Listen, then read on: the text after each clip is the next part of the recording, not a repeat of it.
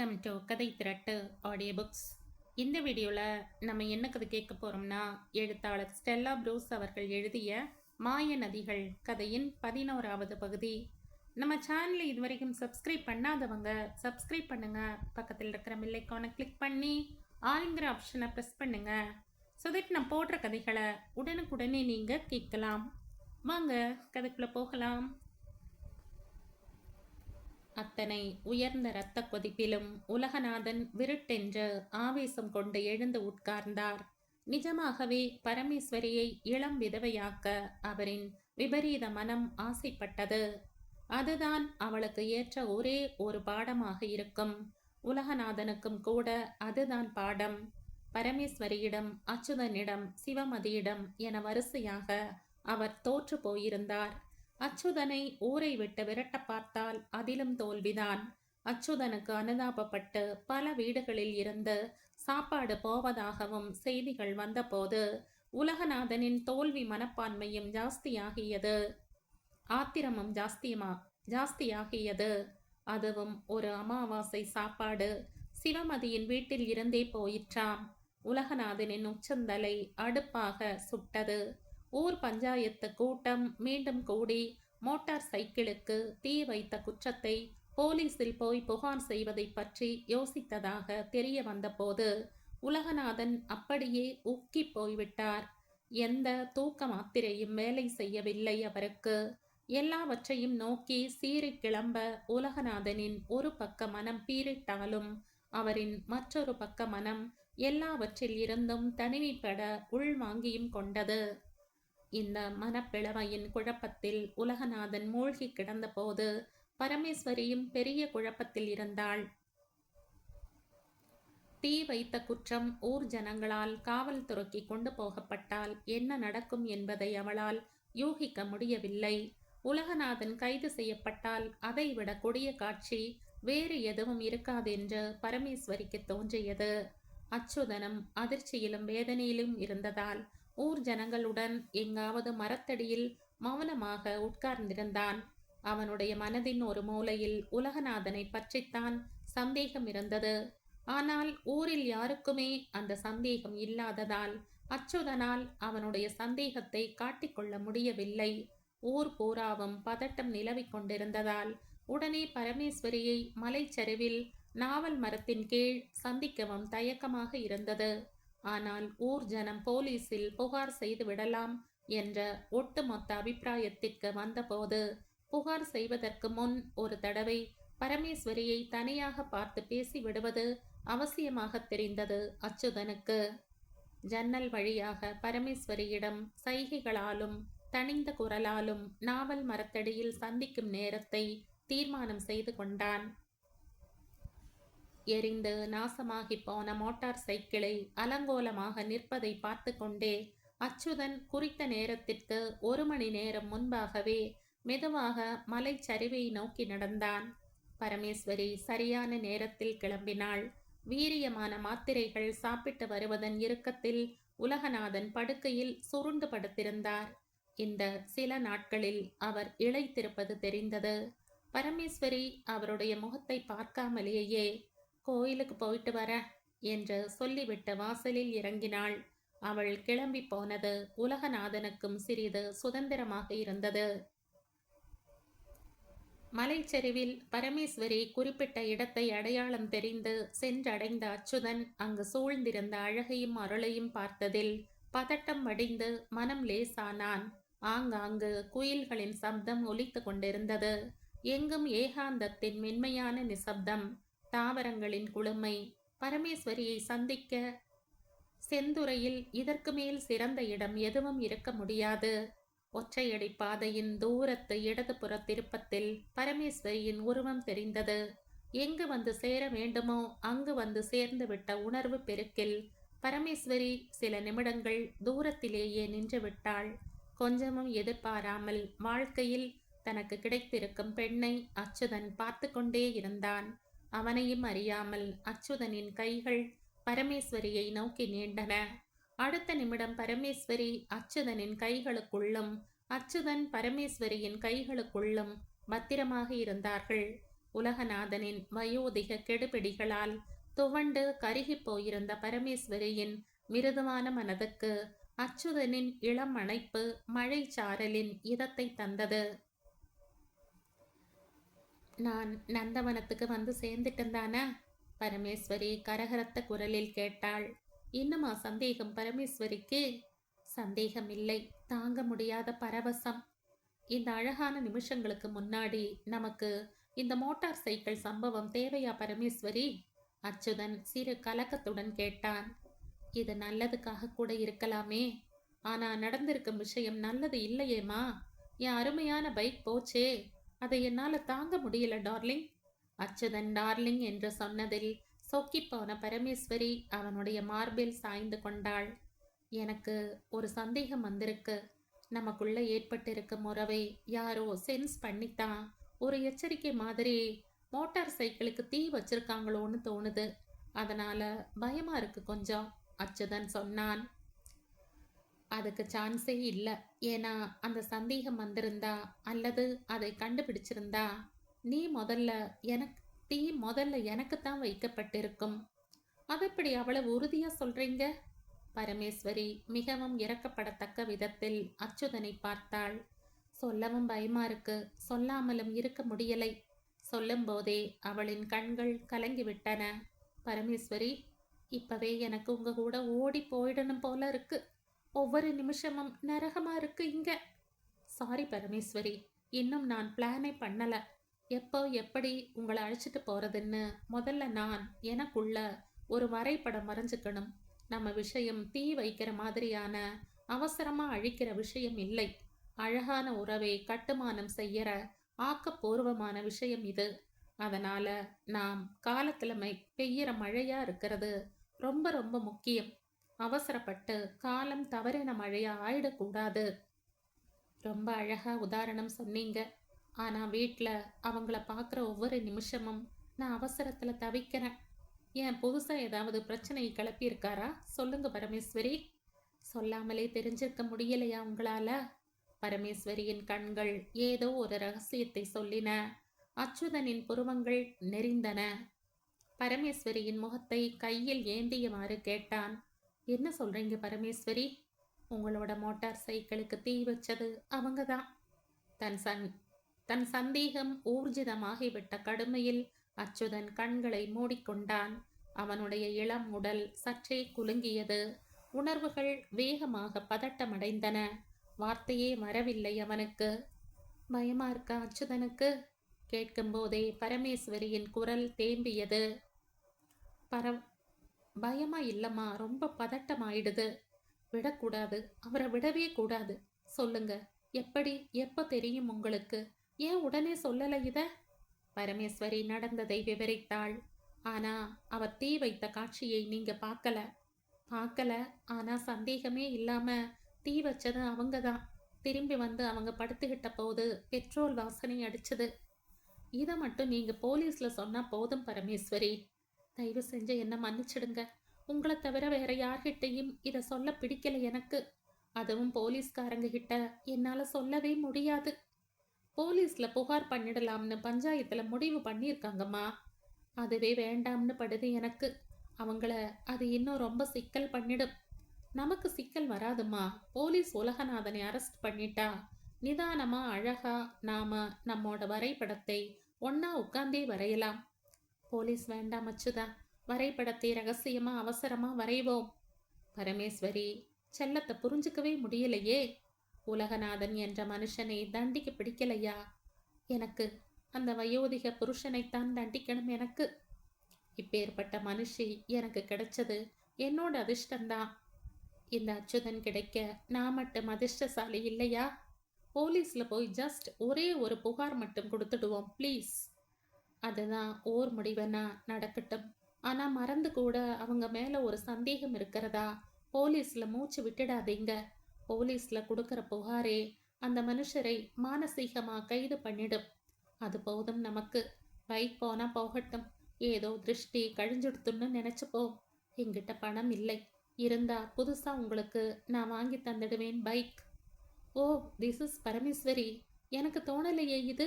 மூடி போன கதவையே பார்த்துட்டு இருந்துட்டேன். நாளைக்கு புது பைக் வாங்கிடுறேன். திருநெல்வேலியில நெல்லை மோட்டார்ஸ்னு ஒரு கம்பெனி இருக்கு. அதன் முதலாளி என் அப்பாவுக்கு ரொம்ப வேண்டியவர். அப்பாவுக்கு ஃபோன் பண்ணி சொல்லிட்டு புது ஹீரோ ஹோண்டா வாங்கிட போறேன். அந்த நெல்லை மோட்டார்ஸ் தான் ஹீரோ ஹோண்டாவுக்கு டீலர். பழைய பைக் பத்தி அப்பா கிட்ட என்ன சொல்வீங்க? உண்மையை இப்ப சொல்லக்கூடாது, நேரா கிளம்பி வந்துடுவார். நேரமாகுது, கிளம்பட்டுமா? இன்னொரு சந்தோஷமான மேட்டர் இருக்கு பரமேஸ்வரி. அதையும் பார்த்து ஷேர் பண்ணிக்காம போனா எப்படி? என்ன சந்தோஷமான மேட்டர்? சிறிது தள்ளி ஒரு கல்லின் மேல் வைத்திருந்த பெரிய ஃபைலை அச்சுதன் எடுத்து அதற்குள் பெரியதாக ஃப்ளோ அப் செய்து லேமினேட் பண்ணப்பட்ட பரமேஸ்வரியின் வண்ண போட்டோக்களை எடுத்து அவளிடம் ஆசையுடன் காட்டினான். போட்டோக்களை பார்த்த பரமேஸ்வரியின் கண்கள் மயில் தோகை என விரிந்து விட்டன. மகிழ்ச்சியில் அவளின் மனம் விம்மியது. போட்டோவில் தெரிந்த அவளுடைய அழகு அவளையே சொக்க வைத்தது. பரமேஸ்வரியோட வாழ்க்கை கலர்ஃபுல்லா மாறிட போறது என்கிறதுக்கு இந்த போட்டோஸ் தான் முதல் அடையாளம்னு சொல்லலாமா? தாராளமா சொல்லலாம். கைதியா இருக்கும்போதே இவ்வளவு அழகா இருக்கேன்னா ஆச்சரியந்தான். இது அழகான கண்ணால வெறும் அழகான மூக்கால வந்த அழகு இல்லை பரமேஸ்வரி. உங்களோட ஒரு பக்கத்துல இருக்கிற அழகான இன்னசென்ஸ், இன்னொரு பக்கத்துல இருக்கிறதே தெரியாம அடக்கமா இருக்கிற இன்டெலிஜென்ஸ், இந்த ரெண்டும் அற்புதமா கலந்த மென்மையான கலவைதான் உங்களோட அழகா தெரிகிறது பரமேஸ்வரி. நான் அட்மைர் பண்றது இந்த அழகான கலவையைத்தான். என்னோட ஆராய்ச்சி இந்த ஊர்ல முடிய போறதோ இல்லையோ, என்னோட வேற ஒரு மானசீக தேடல் முடிஞ்சு போயிடுத்து. இந்த ஒரே ஒரு காரணத்துக்காகவே நாம உலகநாதனோட பெயரை போலீஸ்ல குறிப்பிட வேண்டாம். ஆனா ஒண்ணு பரமேஸ்வரி, இந்த வன்முறை அவரோட மன நலத்துக்கு நல்லது கிடையாது. வெறும் காம்ப்ளெக்ஸால மட்டும் இவ்வளவு கோரமான மூர்க்கத்தனத்துக்கு ஆளாகிறது ரொம்ப அப்நார்மலான விஷயம். யோசிச்சு பார்த்தா பைக்குக்கு அவர் தீ வச்சது குற்றம் கிடையாது. அது ஒரு விதமான மென்டல் டிசார்டர். உலகநாதனோட மனம் கட்டுடைந்து போன நிலைமைக்கு உள்ளாகி இருக்கு பரமேஸ்வரி. கிட்டத்தட்ட ஒரு மன நோயாளி என்கிற லெவலுக்கு வந்துட்டார். ரொம்ப ஜாக்கிரதையா இருங்க. நீங்க சொல்லும் போதுதான் தெரியுது அச்சுதன். அவங்க முன்ன மாதிரி இல்ல. எதுக்கும் பயப்படாதவங்க, எதுக்கோ பயந்த மாதிரியே இருக்காங்க. பார்வை எல்லாம் கூட ரொம்ப குழம்பி தெரியுது. என்னோட புது பைக் வரும்போது பாருங்க, இன்னும் மோசமான காம்ப்ளெக்ஸுக்கு உந்தப்படுவார். அதுக்கும் தீ வைக்கணும்னு அவரோட மனசுல வெறி வரும். தீ வைக்க ஒரு பக்கம் பயமாவும் இருக்கும். பயம் ஜெயிச்சிட்டா தீ வைக்க மாட்டார். வெறி ஜெயிச்சிட்டா தீ வச்சுடுவார். பயமா இருக்கு அச்சுதா. பயப்படாத கண்ணம்மா. ஒரு மிக புது சிருஷ்டிக்கு பழைய ஒண்ணு அழிவு பட்டே ஆகணும். சிருஷ்டியின் இந்த விதியை மாத்தவே முடியாது. இந்த விதியை நம்பி தைரியம் இருந்தா போதும். விதி விலக்கா எதுவும் நடந்துடாதே. நடக்காது. என் செல்லம் சொல்றதுக்காக விதியை நம்பரே. செல்லம்னு என்னை சொன்ன ஒரே காரணத்துக்காகவே இந்த அச்சுதன் பரமேஸ்வரியின் விதியையே மாற்றி எழுதுவான். வார்த்தையே போதும்டா செல்லம். என் விதியும் வாழ்க்கையும் உன் கையில தான். அச்சுதன் உறுதியுடன் கைகளை விரித்து காட்ட பரமேஸ்வரி அவனுடைய கைகளுக்குள் அவளை இழைத்து கொண்டாள். வீரியமுள்ள மாத்திரைகள் கொடுக்க ஆரம்பித்து 5 நாட்களாகியும் உலகநாதனின் இரத்த கொதிப்பு குறையாமலேயே இருந்ததில் டாக்டர் கவலையாகிவிட்டார். இன்னும் 3 நாட்களில் இரத்த கொதிப்பு தொடர்ந்து இப்படியே இருந்தால் உலகநாதனை திருநெல்வேலியில் ஆஸ்பத்திரியில் தான் சேர்க்க வேண்டும் என்று சொல்லிவிட்டு போனார். செத்தாலும் சாவேனே ஒழிய ஆஸ்பத்திரியில் அட்மிட் ஆக மாட்டேன் என்று மனசுக்குள் சொல்லிக்கொண்டு உலகநாதன் படுக்கையில் இழுத்து போர்த்தி கொண்டார். ஆஸ்பத்திரியில் அட்மிட் ஆனால் அவரை கவனித்துக் கொள்ள பரமேஸ்வரி சவத்தையும் கூட்டிக் கொண்டு போக வேண்டும். இருக்கிற வம்பில் அந்த புது வம்பையுமா துட்டு கொடுத்து வாங்க வேண்டும்? உலகநாதன் தீர்மானம் செய்து விட்டார். எவ்வளவு சீக்கிரம் காந்திமதியிடம் போய் சேர்ந்து விட முடியுமோ அவ்வளவு சீக்கிரம் போய் சேர்ந்து விட வேண்டும். உயிரை கூட சுமந்து கொண்டிருக்க முடியவில்லை அவரால். படுக்கையில் சுருண்டு கிடந்த உலகநாதனின் காதுகளுக்கு புதிய செய்தி வந்து சேர்ந்தது. மோட்டார் சைக்கிளுக்கு தீ வைக்கப்பட்ட சம்பவம் போலீஸ் ஸ்டேஷனில் புகார் செய்யப்பட்டு விட்டது. மணிவாசகம் வந்து இதை சொன்னதும் சுருண்டு கிடந்த உலகநாதன் நிமிர்ந்து உட்கார்ந்தார். குற்றவாளியை போலீசார் கண்டுபிடித்து விடக்கூடிய சாத்தியம் எதுவும் இருப்பதாக தெரியவில்லை அவருக்கு. இருந்தாலும் குற்றவாளிக்கு உரிய பீதி உலகநாதனின் மனதுக்குள் உயர் இரத்த உயர் அழுத்த பின்னோட்டம் போல பெரும் அதிர்வுடன் ஓடிக்கொண்டிருந்தது. சிந்தனையும் ஒரு குறிப்பிட்ட எல்லைக்கு மேல் நகர மறுத்தது. ஏதோ ஒரு பொறிக்குள் சிக்கிவிட்டார் போலவே இருந்தது. குளிக்கும் அறைக்குள் உலகநாதன் அழுது கூட பார்த்து விட்டார். பொறி திறக்கவே இல்லை. படுக்கையில் படுத்து கிடந்து என்ன கண்டோம் என்ற சுய இரக்கத்தில் எழுந்து வீட்டு திண்ணையில் போய் உட்கார்ந்தார். அப்பாடா என்று இருந்தது. உடம்பில் வெளிக்காற்று பட்டதுமே சுகமாக இருந்தது. விசாரணைக்கு வருகிற போலீஸ் தன்னை விசாரித்தால் தான் என்ன சொல்ல வேண்டும் என்று கூட உலகநாதன் மனதில் கொஞ்சம் கஷ்டப்பட்டு யோசனை செய்து வைத்து விட்டார். பரமேஸ்வரியை பழிவாங்க அவளை விதவையாக்க வேண்டும் என்பதற்காக தான் ஒன்றும் சாக வேண்டியதில்லை என்ற மனமாற்றத்தில் உலகநாதன் கொஞ்சம் நிமிர்ந்தும் உட்கார்ந்தார். எரிந்து போன அச்சுதனின் மோட்டார் சைக்கிளை குற்ற உணர்ச்சியே இல்லாமல் ரசித்து பார்த்தார். அப்போது தூரத்தில் வேறொரு மோட்டார் சைக்கிளின் சப்தம் கேட்டு உலகநாதன் சுவாரஸ்யமே இல்லாமல் திரும்பி பார்த்தார். அவரின் பார்வை ஸ்தம்பித்தது. அச்சுதன் கம்பீரமாக புத்தம் புதிய ஹீரோ ஹோண்டாவில் மிக குறைந்த வேகத்தில் வந்து கொண்டிருந்தான். பின்னால் ஆரவார கூச்சலுடன் சின்ன பையன்கள் வேறு ஓடி வந்து கொண்டிருந்தார்கள். நிசப்தம் கலைந்து கிராமமே குதூகலத்தில் திளைத்தது. சும்மா இருப்பாளா சிவமதி? புது மோட்டார் சைக்கிளுக்கு கற்பூர ஆரத்தியே எடுத்து விட்டாள். பரமேஸ்வரி கூட உலகநாதனின் முதுகுக்கு பின்னால் வந்து நின்று முகத்தில் எந்த உணர்ச்சியையும் காட்டிக்கொள்ளாமல் புதிய மோட்டார் சைக்கிளை பார்த்து பார்த்து ரசித்தாள். உலகநாதன் அச்சுதன் இப்படி ஒரு புத்தம் புது மோட்டார் சைக்கிளில் வந்து இறங்குவான் என்பதை எதிர்பார்க்காததால் கொஞ்சம் சூடு தணிந்து போயிருந்த அவருடைய உச்சந்தலை மறுபடியும் தகிக்க ஆரம்பித்து விட்டது. யாரோ ஒருத்தர் தேங்காய் கொண்டு வந்து புது மோட்டார் சைக்கிளுக்கு திருஷ்டி சுற்றி சிதர் தேங்காய் வேறு போட்டார். உலகநாதனின் மனம் வேகமாக கட்டுடைய தொடங்கிவிட்டது. கோப பொறி கண்களில் தெரிய அச்சுதனை பார்த்து கேட்டார், இப்ப என்னத்துக்காக நீ இப்படி குடுகுடுன்னு ஓடிப்போய் புதுசா ஒரு பைக்கை வாங்கிட்டு வந்திருக்க? சாரி சார், பைக் இல்லாம என்னால இருக்க முடியாது என்றான். இதுவும் தீப்பத்தி எரிஞ்ச அப்பவும் புதுசு வாங்குவியோ? எரியும் போது பார்க்கலாம் அதை. எரியுது எரியாம போகுது, அதை பத்தி எனக்கு ஒண்ணும் இல்ல. அநியாயத்துக்கு ஊரோட நிம்மதி போகுது. உன் நிம்மதி ஏன் நிம்மதி எல்லாம் போகுது. எனக்கு ஏறின ரத்த கொதிப்பு இன்னும் இறங்கலை. அதுக்குள்ள புதுசு வாங்கிட்டு வந்து நிக்க நீ? இது ஒண்ணு நல்லா படலை. உங்க அக்கறைக்கு நன்றி. புது பைக்குக்கு எதுவும் வராது என்கிற நம்பிக்கை எனக்கு இருக்கு. அதுவும் இல்லாம போலீஸ்லயும் சொல்லியாச்சு. கண்டிப்பா குற்றவாளியை கண்டுபிடிச்சிடுறதா சொல்லி இருக்காங்க. அச்சுதன் இதை வேண்டும் என்றே உரத்த குரலில் சொன்னான். உலகநாதனுக்கு அச்சுதன் தன்னை மிரட்டி பார்ப்பது போலிருந்தது. உடனே கோபம் பீறிட்டு கொண்டு வந்தது அவருக்கு. எங்க ஊர் போலீஸ்காரனை பத்தி என்கிட்ட சொல்ற நீ? எழுதி வச்சுக்க. காந்தி படம் போட்ட ரூபா நோட்ல போலீஸ்காரன் வந்து எரிஞ்சு போன உன் பைக்கை சனீஸ்வரனை சுத்துற மாதிரி 4 சுத்து சுத்திட்டு பிரியாணி வாங்கி திங்க உங்ககிட்டயே துட்டும் வாங்கிட்டு அவன் பாட்டுக்கு போய் சேருவான். நீ வச்சவனை கண்டுபிடிக்கவே போறதில்லை எவனும். அவங்க வர கொஞ்சம் முன்ன பின்ன ஆகும். ஆனா கண்டிப்பா வரத்தான் போறாங்க. நாயை வேற அழைச்சிட்டு வர போறாங்க. மோப்பம் பிடிச்சே கண்டுபிடிக்க போறது அது. நாய் வரப்போகிறது என்று கேள்விப்பட்டதும் உலகநாதன் திடுக்கிட்டு போனார். அவரின் மேட்டு விழிகள் கொஞ்சம் நிலை குத்தின. அவருடைய மனக்கண் நாயின் பக்கம் தலையை திருப்பியது. ஒரே வினாடியில் வேற்றுமையாகிவிட்ட உலகநாதனின் பார்வையை கவனித்தபடியே அச்சுதன் புதிய மோட்டார் சைக்கிளை ஸ்டாண்ட் போட்டான். அப்போது கொஞ்சம் கூட எதிர்பாராமல் கையில் சின்ன சூட்கேஸுடன் தர்மராஜன் வந்து கொண்டிருந்தார்.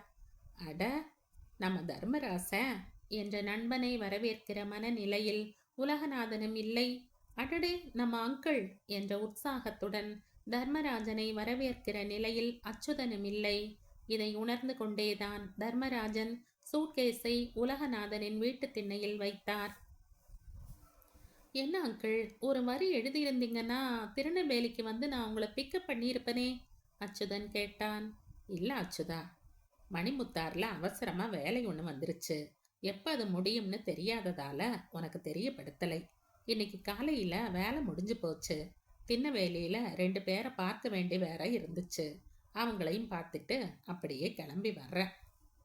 உலகநாதனுக்கு வேண்டாத விருந்தாளியாக வந்து நின்ற தர்மராஜனை பார்க்கவே பிடிக்கவில்லை. அவரால் வந்த வினைதானே எல்லாம். வா தர்மராசு, ஊருக்கு வர இப்பத்தான் உனக்கு வழி தெரிஞ்சதா என்று வெறும் உதட்டளவில் விசாரித்தார். என்ன உலகநாதா, எப்படி இருக்க? என்ன பார்க்கறதுக்கு ஆளு என்னவோ போல இருக்கியே? ஏன் கிறுக்கன போல இருக்கனா? உலகநாதன் இடக்காக கேட்டார். உடம்பு எதுவும் சரியில்லையா உனக்கு? வயசானவனுக்கு என்ன வரும், ரத்த கொதிப்புதான். தலையை தூக்க முடியாம கிடக்க. அச்சுதன் குறுக்கிட்டான். நீங்க சார்கிட்ட பேசிட்டு இருங்க அங்கிள், நான் உங்களை அப்புறமா பார்க்கறேன். உன் ஆராய்ச்சி எல்லாம் எவ்வளவு தூரத்தில் இருக்கு அச்சுதா? தர்மராஜன் கேட்டார்.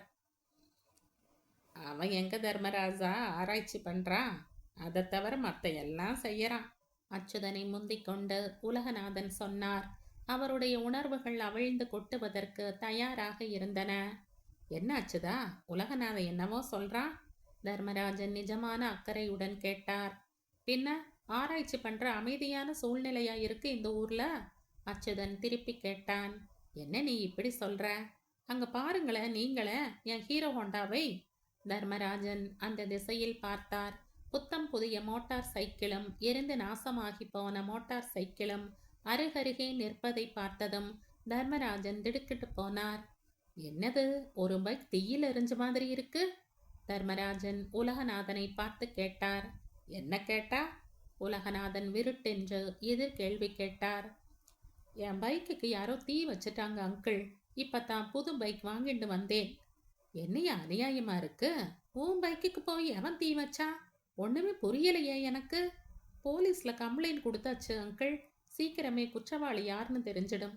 தெரிஞ்ச அப்புறம்தான் ஆராய்ச்சியில எனக்கு கவனம் போகும். ஓகே அங்கிள், நீங்க பேசிட்டு இருங்க, நான் உங்களை அப்புறம் பார்க்குறேன் என்று சொல்லிவிட்டு அச்சுதன் வேகமாக நடந்து விட்டான்.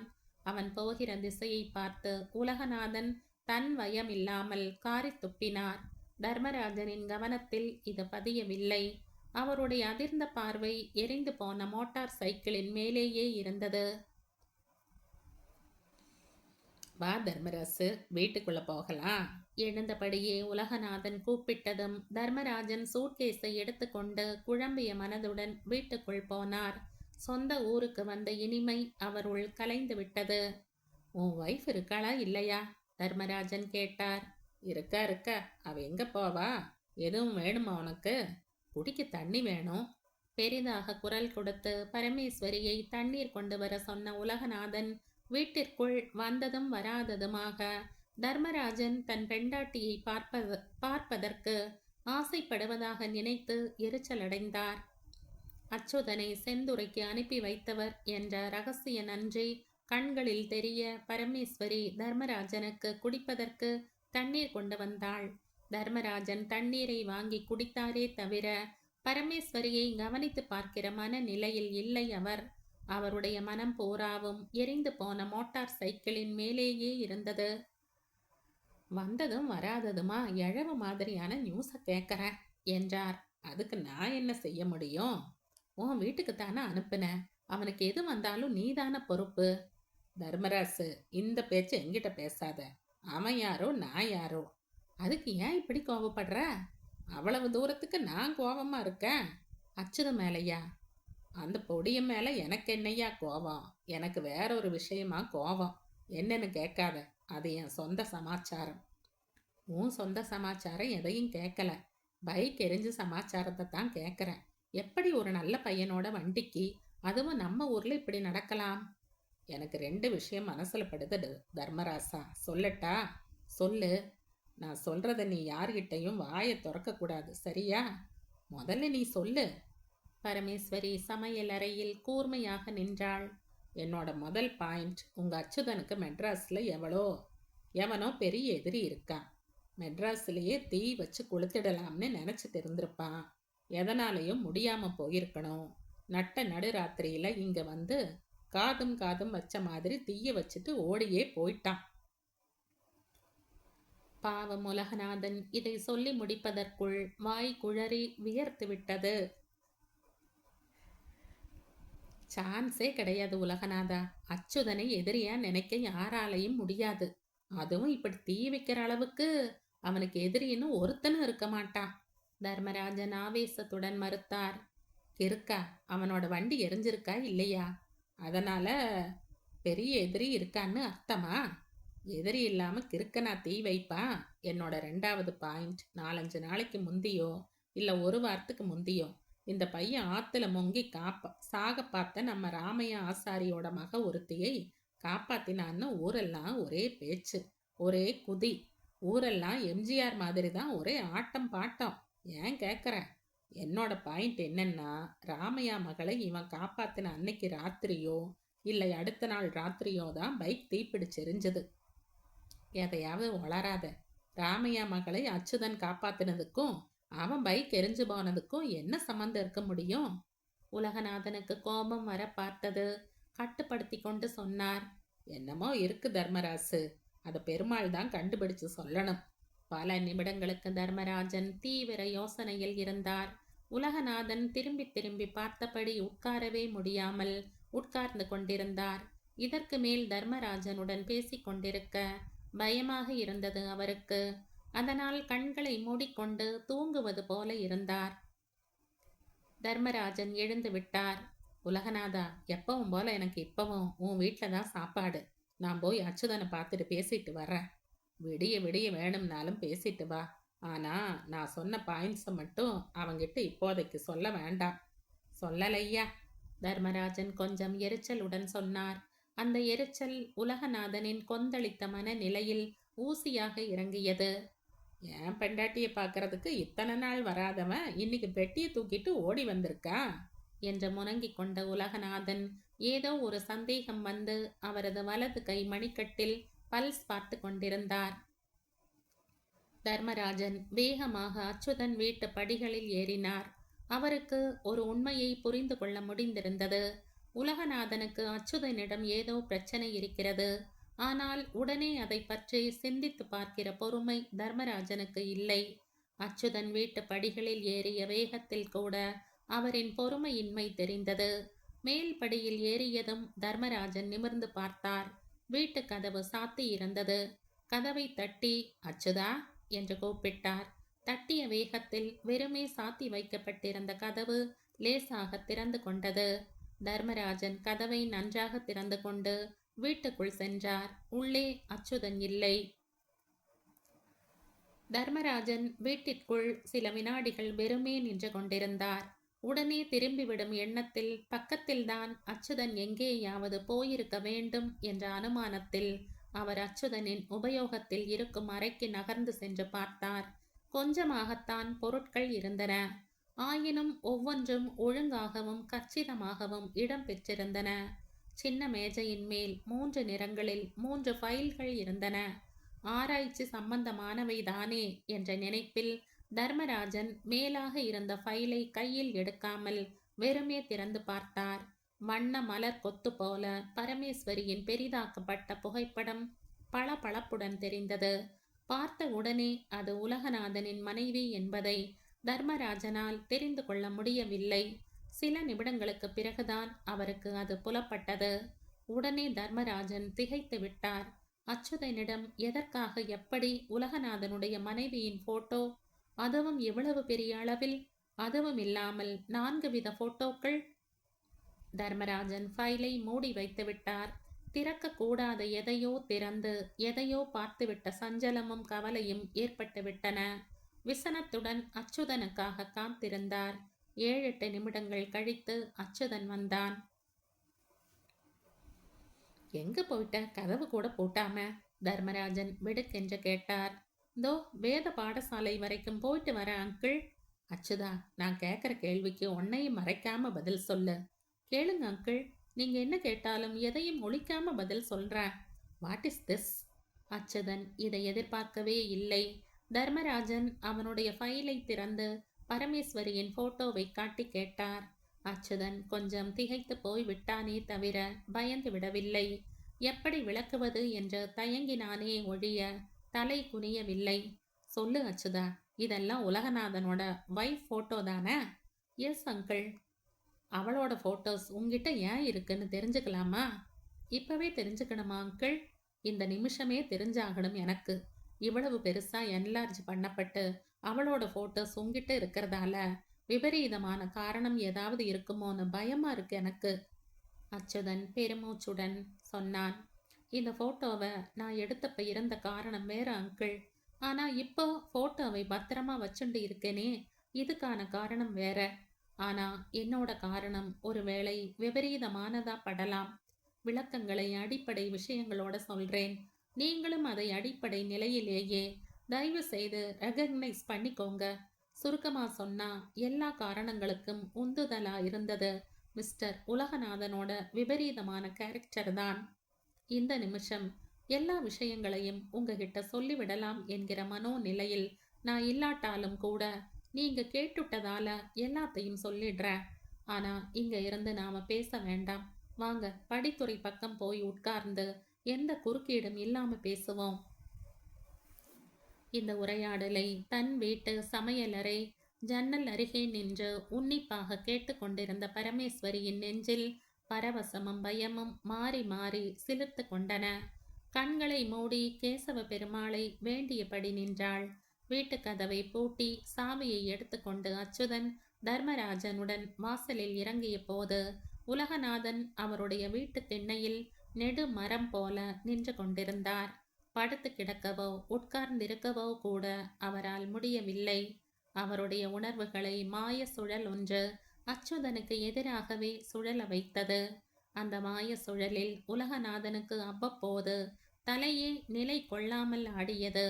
அடுத்த வீட்டிற்குள் தர்மராஜனும் அச்சுதனும் என்ன பேசிக் கொண்டிருக்கிறார்களோ, ஏது பேசிக் கொண்டிருக்கிறார்களோ என்ற அளவற்ற தவிப்பில் திண்ணையில் அவர் நின்று கொண்டிருந்த போதுதான் இருவரும் படித்துறைக்கு போவதற்காக தெருவில் இறங்கி நடக்கத் தொடங்கினார்கள். படித்துறைக்கு சென்று கொண்டிருந்த அச்சுதனின் எதிரில் வந்த ராமையா மகள் கோமதி தயங்கி நின்று அச்சுதனை கும்பிட்டாள். என்னம்மா, இந்த நேரத்துல எங்க கிளம்பிட்ட? அச்சுதன் விசாரித்தான். கோயிலுக்கு போறேன் அண்ணாச்சி. உங்க புது மோட்டார் சைக்கிள் பார்த்தேன். பார்க்கவே அழகா இருக்கு அண்ணாச்சி. வரையா? ஒரு நாள் உன்னை பின்னாடி உட்கார வச்சு ஒரு ரவுண்டு சுத்தி காட்டுறேன். அதிலெல்லாம் எனக்கு உட்கார தெரியாது அண்ணாச்சி. கீழே விழுந்து வச்சிருவேன். கோயில்ல சாமி கிட்ட புது பைக்குக்கும் யாரும் தீ வச்சிடக்கூடாதுன்னு வேண்டுதல் பண்ணிக்கிறையா? 1000 தடவை வேணும்னாலும் பண்ணிக்கிற அண்ணாச்சி. கோமதி சிறிது நகர்ந்ததும் தர்மராஜன் அச்சுதனிடம் கேட்டார். யார் இது? அச்சுதன் இதற்கு பதில் சொல்வதற்கு முன் தெருவில் குறுக்கிட்ட 4-5 பேர்களுக்கு அவர்களின் ஒவ்வொரு விதமான விசாரிப்புகளுக்கும் பதில் சொல்ல நின்றதில் செந்துறையில் அச்சுதன் மரியாதைக்கு உரியவனாக உயர்ந்திருப்பது தெரிந்து தர்மராஜனுக்கு சிறிது ஆறுதலாக இருந்தது. அதே நேரம் கோமதி அச்சுதனை வார்த்தைக்கு வார்த்தை அண்ணாச்சி என்று சொல்லி பயபக்தியுடன் பதில் சொன்னது உலகநாதனின் ஆக்ரோஷத்தை ஜாஸ்தியாக்கியது. என்ன கேட்டீங்க அங்கிள்? பேசிட்டு போன பொம்பளை பிள்ளை யாருன்னு கேட்டேன். இங்க தச்சு வேலை பார்க்குறாரே ராமையான்னு.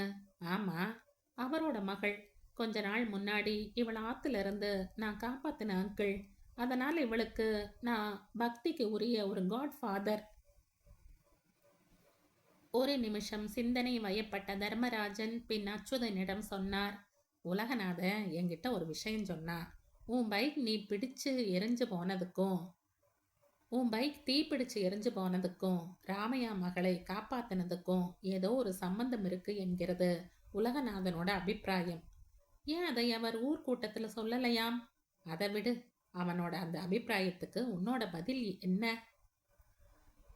என்ன சம்பந்தம்னு அவரை சொல்ல சொல்லுங்க. அப்ப நான் பதில் சொல்றேன். எனக்கு நீ பதில் சொல்லு. இன்னும் வேற ஏதாவது அபிப்பிராயம் சொல்லி இருக்காரா? மெட்ராஸ்ல இருக்கிற உன்னோட எதிரி தான் இங்க வந்து தீ வச்சுட்டு போயிருக்கலாமாம். அச்சுதன் பெரிதாகவே சிரித்தான். Very good. வெளியில வர முடியாம இருக்கிறதாலேயே வேற வழியில தப்பிச்சு ஓட பாக்குறாரு. பாவம், வெளியில நல்லபடியா வந்துட்டா அவருக்குத்தான் நல்லது. வர முடியலைன்னா வெடிச்சுக்கிட்டு வரப்போறவரும் அவர்தான். ஆனா அந்த வெடிப்பு ஒரு நாசமா இருக்கும் அங்கிள். சிம்பிளா உங்களுக்கு சொல்றேன். என் பைக் தீ வைக்கப்பட்ட சம்பவத்தை உலகநாதன் டோட்டலாவே உங்களுக்கு மிஸ்லீட் பண்ண பார்க்கறார். அவர் சொன்ன 2 அபிப்பிராயமுமே வடிகட்டுன பொய். இப்படி பொய் சொல்லி ஏன் உங்களை உலகநாதன் மிஸ்லீட் பண்றாருன்னு தெரியுதா அங்கிள் உங்களுக்கு? உன்னை ஏனோ அவனுக்கு பிடிக்கல, அதுவும் ஒரு காரணம். இன்னொரு காரணம், என் பைக்குக்கு தீ வச்சதே அந்த ஆள்தான் அங்கிள்.